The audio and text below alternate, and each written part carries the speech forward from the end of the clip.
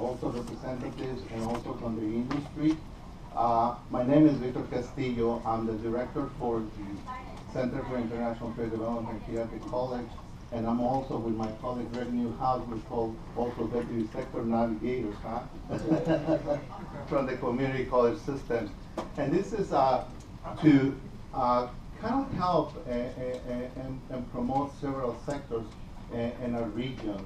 I'm promoting, along with my colleagues, the sector of global trade and logistics. And so that's why the emphasis in this showcase is in this sector.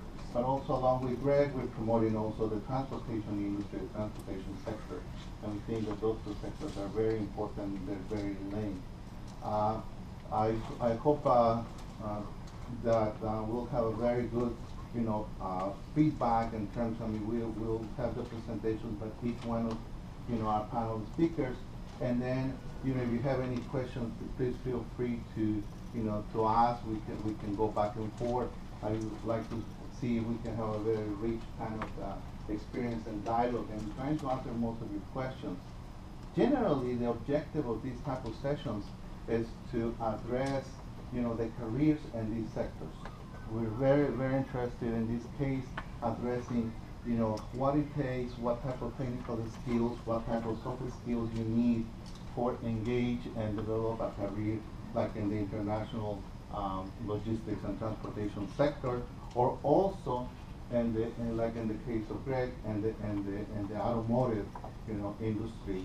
And so each one of our speakers will address, in respect with their expertise, these type of requirements. We also have Maria Williamson, and she's from San Diego State, and she represents the international business program. And so for those students interested in transferring to a four-year degree university, I think Maria will address, those requirements. And I think it's a very good opportunity because she's an advisor, and she can give us some idea and give you and respond to some of your questions in terms of what you need to take and what the requirements are for doing that. And so I think it's also a very good opportunity. So let me see, we have like an hour and a half in terms of the session. We have like 10-15 minutes for each one to present.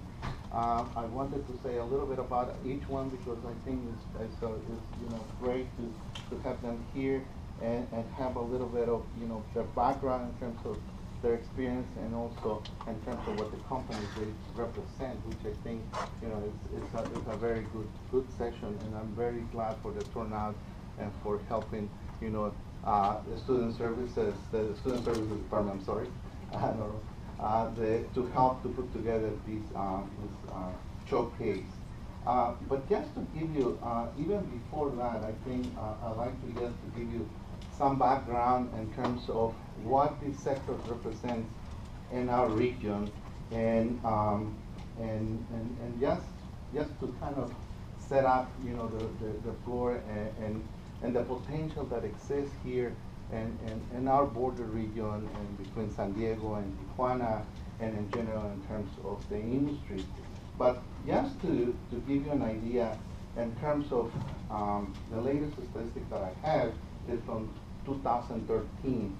And just imagine the trade with Mexico is estimated in about $500 billion.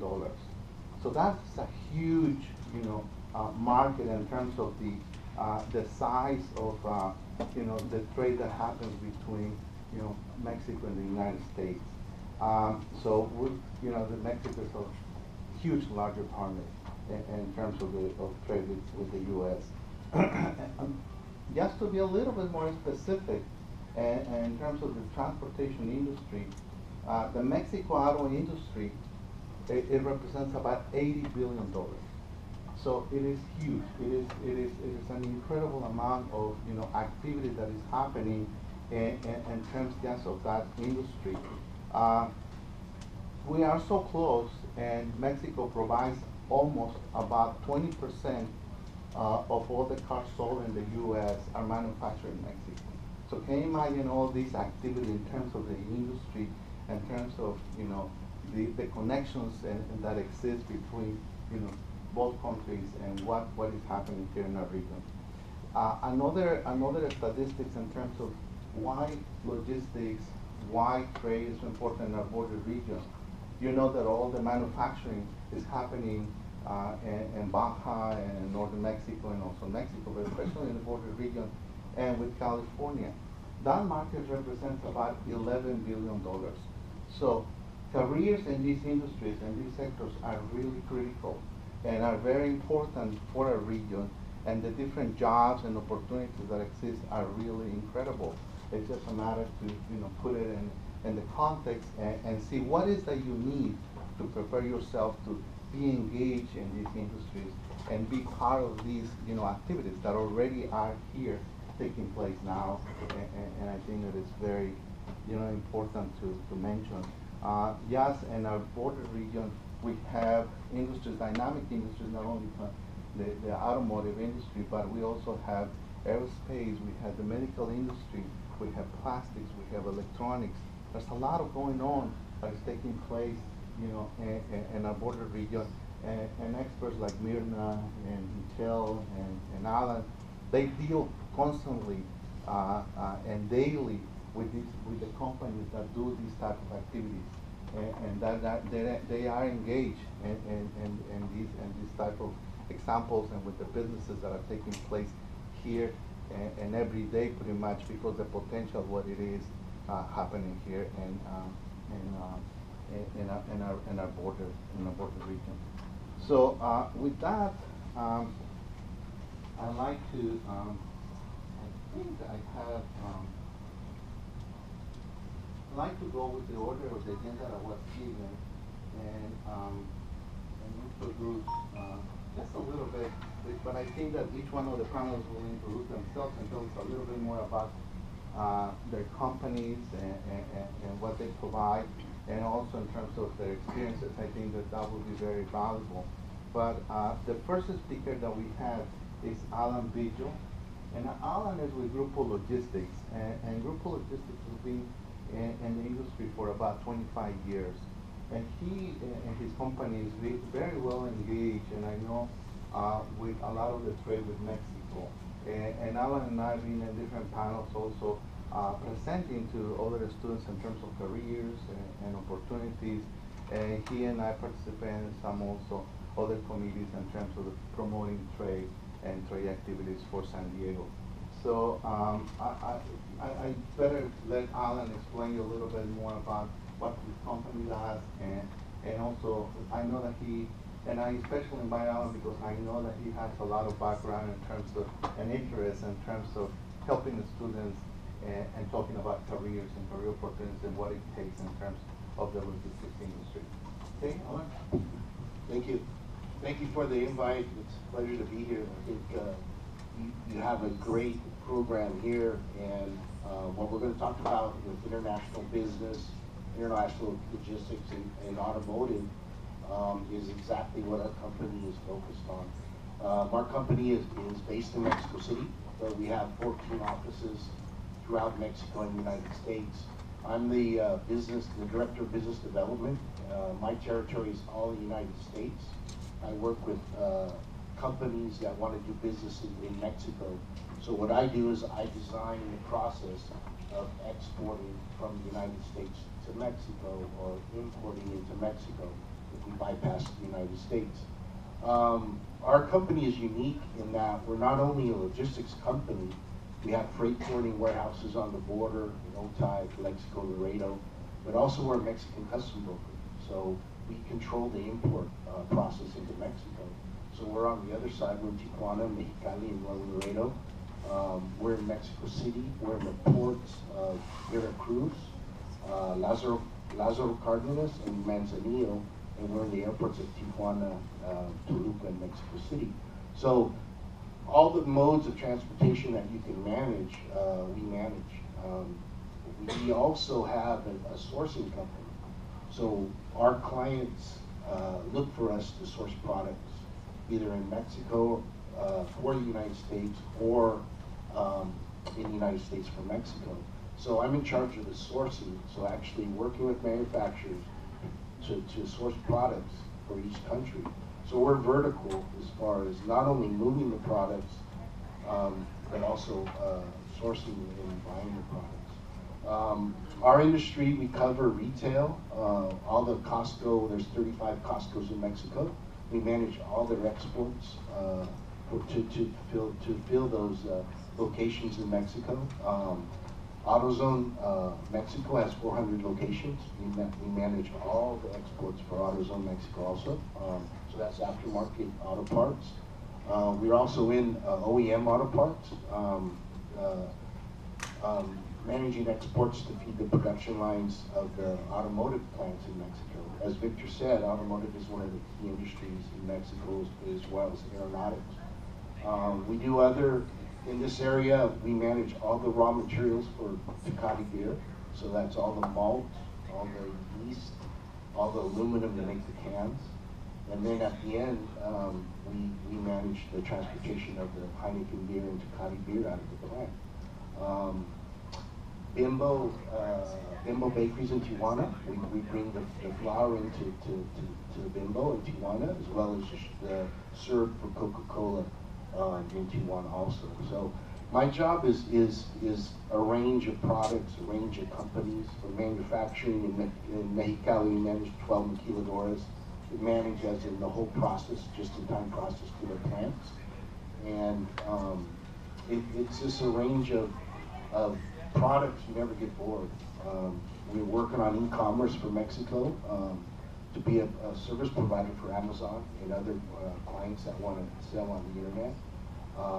It's just constantly business development ideas of how we can offer another service in Mexico, either with our current clients or with new clients. One of the things that we have to, I wanted to cover is that I got an AA degree at a community college in Miracosta in Oceanside. And I transferred to San Diego State and got my business PS degree in marketing. And at the time, logistics wasn't logistics. It was part of the marketing as far as one of the P's as in place. And that's how I learned, the area of distribution before it came logistics. I was lucky enough to, out of college, out of San Diego State, while in college I worked at a retailer, and so I learned retail from the book, as well as real life stocking and reorder and brand management through where I worked through college. I was recruited by Price Club, which is now Costco. And I was recruited in the buying department to manage the packaging. So I learned warehousing, I learned how to package for the club industry. And then when it was time that they wanted to open locations in Mexico, I was in charge of opening locations in Mexico. So I learned the import law, I learned transportation, I learned international business. And one of my keys to my success is I became a sponge. And a sponge is that I learned every department. I learned accounting. I learned how to buy real estate. I learned logistics, transportation, import law. And in my career, I was, not a silo, but I became, horizontal in learning other departments. And that's kind of how it created business development, because I can think on the other side of the fence of a buyer and a seller of each department. And with that, I was recruited to AutoZone. So at AutoZone, I was in charge of sourcing auto parts all through Latin America. And then when it was time to open stores in Mexico, I was the director to do that, to open stores in Mexico. So as as you guys sit on that side, I'm really, I'm anxious for you. I'm eager for you, because right now, like Victor said, Mexico is huge. This area is huge, and we're trying to build the awareness of San Diego as international, and you're going to see us be known and recognized as international. And the companies that we work with are looking for mid-level management. And the mid-level management are you guys, are the students that come out of these programs. It's as a community, it's up to us to give you the right courses and the right networking and experience to make you guys successful. The careers are out there, and the careers are here in San Diego. So one of the questions was, what was recommended skills for success? I have down basically financial planning, forecasting, knowledge of international business practice, culture, laws and regulations, supply chain management, transportation, languages. Languages are always a plus. That gets you really more salary the more languages you speak. And as things develop, as more international trade, what came out of it is a compliance department, and companies are looking for employees, management team to manage their compliance, as in trade regulations, documents, auditing. So that's another area that is out there to look at. One key thing, if you have classes that you could take, is project management. Project management is managing multiple tasks, multiple projects, and I think that's crucial, and I think that's one of the weaknesses that I see out there as a senior level management, is that the project management opportunity. The clusters, they're called clusters as far as biomedical, automotive, aerospace. Study those clusters. That's where the job opportunities are going to take place now. Study what is here in this region. You know, like I said, the students here, international business and international logistics and automotive, is exactly what we do on my company. I offer internships. I'm a mentor at San Diego State. I believe in giving back to the college. You know, it was one class I had at San Diego State where I had a guest speaker, and at the time I was a graphic artist. I did logos, and at the end of the class, I went up to him to introduce myself, and he gave me an opportunity as a part-time to design logos for him.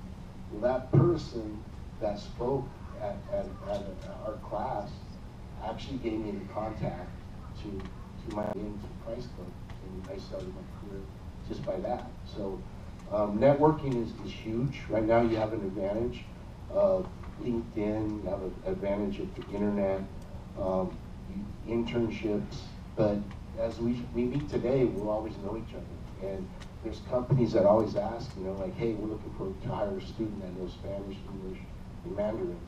And I'm like, well, you know, I was at this workshop and I met a student, you know, so grab business cards, look on LinkedIn, and continue to network. Go to trade shows, go to seminars that we give here in the area, and just continue to make your network bigger and bigger and bigger. And one thing about this industry is we all are one family, and we all stay in our industry, and we all use each other, and you know, as a family. So it's once you get in and continue to build your network, it's going to pay off in the future. Thank you, Alan. Do you have any questions for Alan? No, not so far. I have one, Alan. What do you think are the soft skills that the students might need, especially in our field, especially in logistics, international trade? I would say the basics as far as documentation. I don't know if they teach that here as far as documentation and as far as export documentation. Communication is huge. Communication, business writing. Most of our communication is done via email, both in English and in Spanish. But I would say math skills. We do a lot of analysis either on Excel or just the knowledge of costs on costs between the countries. But I think that's the most is communications and probably math. Yes. As a student of marketing, how do you think what you learned at SDSU played into your job in logistics? You know, I always had a passion to do like Hispanic marketing or Hispanic advertising, and what I do now is you know, working with the manufacturers or the companies that want to do business in Mexico. And so on the marketing side, we do marketing studies on what brand, what color, what size, and what, Mexico is by regions. So what would be the right plan for your product to enter Mexico? Tomorrow I fly to Guadalajara for the biggest trade show of the year down there for manufacturers that want to do business in the United States. So we do the other way. We do okay, what markets in the United States that the product will fit? Los Angeles, Chicago, Texas, and then we have the East Coast is a different type of marketing. Logistics is the movement of the goods, and so the logistics process is a process. If you move in a shrimp or an auto part, it's the same process. And so that's, once you establish that, it's a lot easier to, just to move the goods. But the marketing side is fun. Marketing in billboard, all the different mediums. But at the same time, you're creating something that you're gonna see from concept to actually, that country. So it's exciting. I don't know if that answers your question.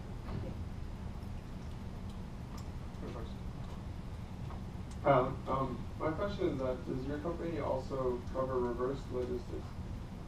That's a great question, because with all the supply chain that you design the process, the reverse logistics is a growing field. And, we work with AutoZone to do reverse logistics on their cores, their batteries, and their cores for starters and alternators. That we actually have to bring them back to the States. So in reverse logistics, we do work with AutoZone on reverse logistics. Probably is our only client that we do that, but it's a whole process that you have to design, because it's a whole different monster. It's really an export back to the States. In Mexico, the reverse logistics that we do are mostly in Mexico City, so they stay in that area. It's just a matter of just moving the goods and controlling by barcodes, the inventory. But that's a huge, I know Plantronics in Tijuana, they have a whole division of reverse logistics. That'd be a company to look if you're interested in reverse logistics. There's a trade show of reverse logistics in Los Angeles every year, and that would be something to attend, just to walk. And all those companies do is reverse logistics, as well as there's an organization that does reverse logistics. If you get my card, I can give you a. Okay. I also have a PowerPoint I could send to Victor if you guys want it. That way you can send it to the student. And basically, it's the supply chain and careers, and kind of like what we do and where I see the opportunities are. I'll be glad to share that with you guys. And we can put it in our website. We have a website for the logistics program, and we can put it there, and you guys can download it. Okay? So we'll give you. I don't know if we have a sign-in sheet for all the students, but if we have your email, we can send it to you as well. Yes. I was just wondering, are you from San Diego, and what was it like making this transition from, being from the city that you were born and raised in, wherever, and kind of like seeing a more global perspective after your work? Yes, I am here, and that's a really good question, because when you go to Mexico, you're not considered from Mexico, and when you come here, when you're here, you're from Mexico. So it's kind of like it's good, because right now we're having more Mexican companies hire us to represent them in the U.S. because they just haven't had success in entering the U.S. market. Coming in with salesmen, because they're kind of intimidated, and I see that because the U.S. business is completely different than Mexico. The U.S. companies you set it up, you do it, and so it's a matter of kind of like trust. You know both cultures, you know both business practices, and you just use that as an advantage to provide good service. That's a great question, because I don't know, in some areas of Mexico, I don't know the answer. Because I've been most of Mexico and with our clientele, our clients in most regions with different products, but there's still, I have to depend on our offices in Mexico City and throughout Mexico for advice. One thing that I do though is all my mid-level managers that I hire are all bilingual, either in the U.S. or in Mexico, and I bring them to San Diego and train them. And I train them how to do U.S. business, I train them how to do cross-border business. And with that, I can move into any offices that we have because they can think in the same matter. I mean, same method. It's when I take U.S. clients down to Mexico, it's tough because big companies are like, this is my contract, sign it, because what we discussed here, we're not going to talk about. Here's my price list, sign it. Let me see your plan, and I don't have to, and they leave. It's all about business. But when you go to Mexico, it's like, let's start at 9. Okay, I need to eat breakfast at 9. And then go, I'm going to show you my plan. Then we're going to take lunch from 2 to 4. Then from 4 to 8, we have business. There's never a contract. There's never, it's more about life. It's more about, business practices. It's different. It's tough. I take a lot of big clients down there, and they want 2, 3, 4 meetings a day, and you can't have that. It's just, again, culture and business practices. That's something that you have to work on both sides. If okay. Where do you think that how companies done at I think in Mexico, the opportunities right now are like in the Querétaro area with the aerospace. They're looking for mid-level managements in Querétaro, the aerospace, and also in automotive. Here in the United States, I think there's a lot of opportunities in the United States as more suppliers for automotive and biomedical are coming here, and they need to build an international division that exports or manages each country. So there's opportunities, both. The key is if you work in Mexico to get paid in dollars. That'd be the key negotiation thing. But I'd say both. I say both equally as far as. Where would I work?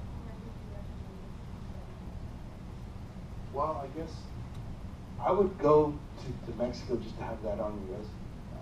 That you live abroad, that you work abroad, that once you're there, you can go anywhere with any company, and you learn.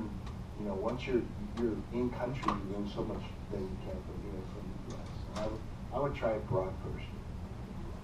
Okay. I'm glad that we have questions, but we need to keep on time, and we still want to hear from the other panelists, right? And I'm very glad what Alan mentioned, and I hope that somebody else in the panel will address the customs and cultural aspects, because this is very important. Nothing bad to have long lunches, okay? Yes, Alan. Oh, okay, I'm sorry. I know since if I'm not mistaken, since the passing of NAFTA, or the establishment of NAFTA, the growth, the trade growth between Mexico and the U.S. has been like every year 3%. Since the recession and the anti-migration, do you see it slowing down, increasing, or just like stays with average? I think it's increasing right now. The peso exchange rate right now is not good for exporting. It's at 15.5. So right now we're importing more than we're exporting. So we're importing about 60% to Mexico and exporting 40%. The NAFTA really benefited the automotive division, manufacturers, the tequilas that we have here, as they qualify for NAFTA. They don't have to pay the import duties. Plus, you can control your supply chain because Tijuana to LA is, like 4 hours, so it's a lot.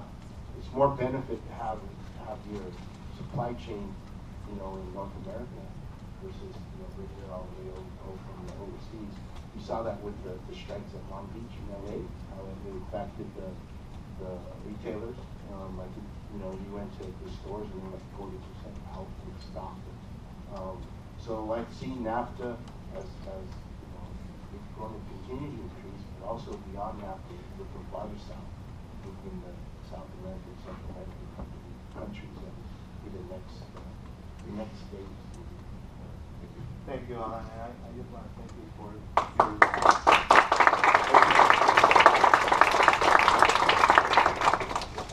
And now we will continue with, we have two representatives from Casas International, brokers, custom house, and many other services, and they will tell us a little bit more about what their experience is.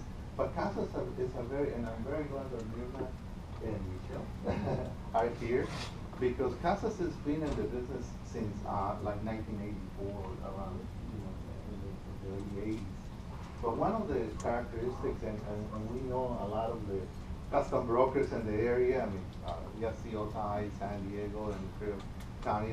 There's a lot of companies like that. But one of the always being impressed with Casas and their philosophy in terms of develop and strengthen the workforce. I mean, I think that's one of the key things that they have done, and they always, in our conversations and our support and our relationship with Casas, we always found that, it's a very valuable. And that's why I thought it was very important that invite them and that they're here, and I'm glad that you're here. So, Mirna, please go ahead. She's a manager for Casas International. Hello, everyone. Just to give you a little insight to take off from what Alan shared with you. I was born in Tijuana, raised in Imperial Beach, and I'm a San Diego State graduate, so go after it. I've been in the industry 25 years. I started at Casas International as a receptionist while I was going to San Diego State. So I wanted to share with you a little bit about Casas International. It was started by two single moms who decided they didn't want to be employees anymore. So they both started with $10,000 collectively, and now they are a private organization that hires over 100 employees in a 120,000 square foot facility. Just to get an idea of what 120,000 square feet is, any Costco in San Diego is anywhere between 100 and 150,000 square feet. So that's how big the facility that we work at is. And we're headquarters here in San Diego in Otan Mesa. And I like to say that I am a product of NAFTA. When I graduated from San Diego State University, NAFTA had just come into play. So that created an opportunity for me personally because it was brand new. So everyone else that was before me didn't know what NAFTA was like, and everyone ahead of me hadn't even jumped on the train to learn about NAFTA. So going along the lines of your NAFTA question, it does create opportunities. And I'm also a U.S. Customs license broker. And for those of you who are interested in the global logistics and transportation, it's not something that you go to school for. It's a test that's issued by the federal government. And for any of you who are interested in it, I would highly encourage you to take the test, pass it, and become licensed. There's very few of us out there, and even fewer of us that are bilingual and bicultural.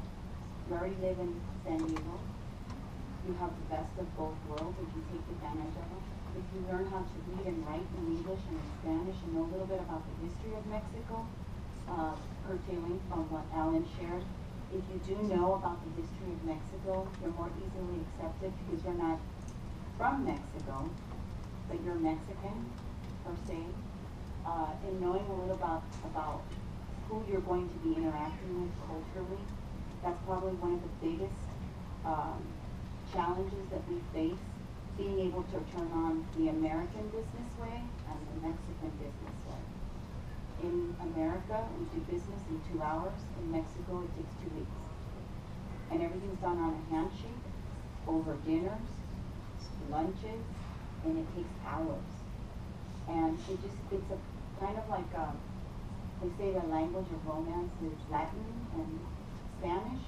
is kind of romancing somebody. You start out by holding hands, and then you start out by maybe a little kiss on the cheek, and then, you know, figuratively, yes, figuratively. And so, if anything, do get into entry-level positions, learn everything you can in the position. I started as a receptionist, and I was going to San Diego State University, and I was getting my degree in international business. So I was going to travel the world. It was going to be wonderful. I'd be all over the place. Little did I know that by coming to this industry, I'd be traveling the border cities. In case some of you guys have been to, we already live in the very best border city in the world, okay? San Diego and Tijuana. You go to Laredo, Nuevo Laredo. You go to Reynosa, Brownsville, this is the best place. But we can work anywhere, including the northern border with Canada. Because there's something unique about this industry that nobody really understands. And since they don't understand it, they're afraid of it. So they say things happen really fast. If you're diverse, dynamic, and adaptable, you'll have great success in this industry. You either love it or you hate it. Figure it out quickly, because if you love it, the opportunities are endless. I like the question here about salary expectations. I like to tell those people who come into the industry that the possibilities are infinite. Because once you get into this industry, you create your salary expectation. You could start at $25,000 a year and you're like, what? Nobody can live off that. But in a very short period of time, and I know that sometimes in your side of the table, short means tomorrow. Well, no, it isn't. With a commitment of 3 to 5 years, you could double, triple, quadruple your salary. If you get into it and you really get hands-on. Because everything you learn here is going to be by the book, but what you learn hands-on every day, you build on it. It's like building a house. First level, second level, third level, even an industrial building. It's learning how to take from step 1 to step 1,000. And you'll always go back to it. And there's nothing the same. You deal with all different types of cultures, the dynamics of the commodities that you work with. We go from medical to can jalapeños to aerospace to trucks to it's infinite. And I think that when I got into the industry, it was unheard of. People would go like, what's in multi-Mesa? Brownfield? No. There's brokers, there's logistics, there's transportation, there's more to it. Mexican brokers have also flourished a lot in this region. It used to be that global companies such as where Allen works didn't come to this region because nobody really wanted to work out here. Well, now since early 2000s, all of them are here. So we're no different than New York, Chicago, Detroit, where the largest ports of entry are with Asia, Europe, and Canada. So we're all here now. Everybody wants to come here. The uniqueness is that we are at the border. So we also have a third culture, the border culture. People don't really understand what it is like to wait in line to get into the country, to wait in line to get out of the country. And we can take that and offer that to all those that come here that are new. So I highly encourage you, we're always looking for people that have some sort of experience or that even know what we're talking about. So I like to say that this is a great opportunity for you if you've chosen it and it works out for you. Stick with it, get into it, get somewhere entry level, whatever it is that you can get into any of the companies that are out here in San Diego. You can make it your career forever. And Alan touched upon trade compliance, and I'm going to go ahead and let Michelle share a little bit about her experience because she's been in the industry a lot shorter than I have. Well, a lot shorter than what most people have, but she's taken it to a whole other level. So I'll go ahead and, Michelle, give you a little bit about her experience, and then we'll open up for questions. Hello, everybody. Thank you, Myrna. So yeah, Myrna's been 25 plus years in this industry. I've been 2 years. So I guess she's seen, and the panel here, I've seen all the development through the last 25, 30 years, but I'm just kind of getting in now. So I can offer you that perspective of what it's like to be recently graduated, bilingual, bicultural. I am Mexican, so I have a really hard time because everyone thinks I'm just American. So it's really important that you can speak and write perfectly, better than anyone else in both languages, so that they're not discounted. So I focus on trade compliance. Well, what does CASAS do? We're U.S. customs brokers, and what that means is we import and export goods on behalf of manufacturers in the U.S. and abroad, Mexico and otherwise. So let's say you're a plant in Mexico, make medical devices, I need someone to import them, okay, we call it CASAS. And while this is what we do, and we have warehouses, so we also offer that service, there's also this other really hot trade compliance job that's at brokers, but it's also at these manufacturers. And basically, if you have an A or BA or some kind of higher education and have studied regulations, and especially if you've taken the broker's exam and have a license, you're going to be the top pick for these jobs. And these are higher paying jobs because you're expected to have the level of education and the knowledge and the bilingual aspect, hopefully. I don't know if there's any questions about the industry recently. I don't want to kill the topic, but yeah, for Myrna, right? Do you have any specific questions about what the custom broker does? Yes. I was just wondering, what's the pipeline like for taking that exam, and what can you expect towards going through that? Sure. So I took the exam in 2013, and it fluctuates a lot. It's given by U.S. Customs and Border Protection, and it changes. It's given twice a year in April and October. And right now, so the April exam is going to be 4.5 hours long. It's 80 questions. You need to prepare at least 3 to 6 months in advance for this exam. It's a lot of legal text. You study regulations, but it's totally doable. I studied international relations and political science. I had no background in international law or any of that. I just studied my heart out and for 3 to 5 months and took the exam. So a lot of people just don't think about it very much. I'll just take it and they'll fail. Because the pass rates between, when I took it was 4%, but then it can be 10%, then it can be 15, then it can be 2. So if you do take it and you fail, don't worry. People have taken it tons of times. Just keep going at it. Like Myrna said, and I'm sure this panel knows, and Victor knows, having this license is the credential to have in this industry if you're planning on working on either side. Having a Mexican broker's license is a totally different story. Kind of more complicated, more political. But if you have the U.S. broker's license working in the U.S. or in Mexico or wherever else, it's going to be to your advantage. It's worth gold.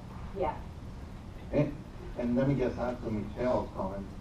We here at Southwestern do not offer a preparation for the custom broker examination, but at Grossmont College, they offer that, and it's just like a very, very short course to prepare you just for the exam. And the teacher at Grossmont College is a protege of CASAS International. Both of them. Both instructors that give the Yes. CBP exam. And if you work for CASAS, sometimes we give classes too. How often do you have to renew that license for the U.S.? Never. Just You one just time? pay a user fee, basically every 3 years. But no, once you have it and you're use it responsibly, then you have it. Just don't commit a felony. Yeah. Then you use it. Any more questions? No? Okay. Well, we'll take more questions. Well, thank you. Thank you, Michelle.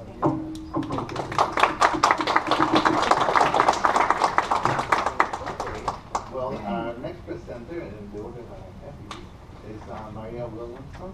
And Maria, thank you. She's from San Diego State. She's the International Business Academic Advisor And so she represents the International Business Program at state.